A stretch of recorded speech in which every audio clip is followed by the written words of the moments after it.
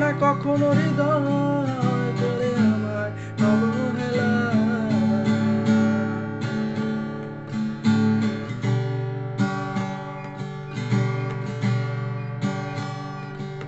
তুমি মায়াবিনী চোখ মুখের মায়া, আমি যেন পুতুল খেলা, তাই ভালোবাসি তোমায়